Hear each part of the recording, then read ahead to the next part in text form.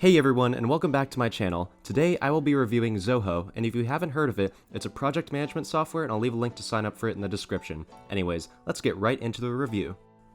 Once you sign up for Zoho, this will be the first dashboard that is presented to you. As you can see, some of my open tasks are shown, as well as my events and marketing data. This is the default page, but you can actually remove and add any widgets using the top right button to customize your look. This is a great feature of Zoho because anybody working with you on this online workspace can personalize their look.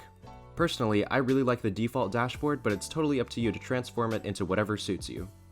Additionally, from any of the tabs, you can go to the top right of the screen and search for any projects or people, receive and manage notifications, quickly add any leads, contacts, etc., and also instantly access any date on your calendar. This leads page can be used to manage, add, and remove any lead contacts that you're looking to organize. In the upper right, you can easily import large lists of contacts by uploading the entire contact list file, and Zoho will automatically create profiles for each person. This feature is great because I once had to organize over 100 different potential customers for a project once, and I was able to organize everything in Zoho in about 3 minutes. On the left side of the screen, there's a quick filter tab that you can use to narrow down your leads. Additionally, each profile for your leads has their company name, phone number, and all of their important information all listed by their name. Next is the Contacts tab, which can be used to organize all your contacts that need to be categorized. You can upload large lists of people in the same way as the Leads tab by clicking on the upper right-hand plus sign. There is also a filter setting on the left side just like the Leads tab, and you can even assign dates to contact each of the profiles you import into Zoho. As you can see, there are dates below your profile name on each contact that show a date that you have scheduled something with them. Next up is the Accounts tab, which lists out any vendors, suppliers, competitors, or other companies that you choose to import. This tab is extremely helpful for keeping track of your related companies, and it's a quick way to find all their contact information with a simple filter. On the Deals page, you can view, rename, and edit different sales, purchases, and various other deals that you have added.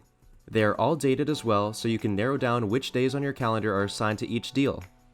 You can also mark deals with different labels such as closed, lost, and needs analysis to give a brief description of the progress you have made with each deal. On the Activities page, you can view 4 categories: customers, open deals, leads/contacts, and others. Additionally, you can easily add new tasks, events, and calls in the upper right-hand corner. This page will display all your activities that you've assigned to each category and is very helpful for filtering out which tasks are yours and which contacts, leads, and deals you are responsible for. Here is the report page, which is where any reports will be displayed. You can view the names and descriptions of each report, and by clicking on one individually, it will show more details about a given report. On the left-hand side, you can filter out reports in various different categories and even search for different folders as well. The green Create button can be used to add any new report to your report page, and you can customize its priority and run date as well. The Analytics tab is extremely helpful for viewing revenue, leads, and overall analytics of your business.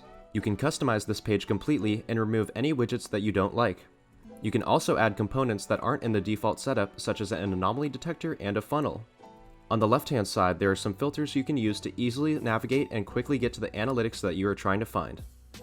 Lastly, the Marketplace tab can be used to view various marketing software to apply to your business. I personally recommend doing your own research on these products before installing them, as they're not affiliated with Zoho and are completely separated from Zoho's project management software. However, I do think there are some great additional resources here that you can take advantage of, so I'd recommend at least browsing through the Marketplace to see if anything catches your eye. On one last note before I end the video, I wanted to let you all know that although Zoho might not be the fit for everyone, there are plenty of alternatives. If you are a beginner who is looking for a simple and clean project management software, check out Rike. If you're looking to organize an online calendar with ease, try out Team Gantt. If you're looking for a large amount of collaborators, I would definitely recommend Backlog. All of the links to these websites can be found in the description, and I have also made reviews on all of them as well. Anyways, thank you all so much for watching my review on Zoho, and make sure to sign up using the link in the description. Don't forget to like, comment, and subscribe, and I will see you all next time.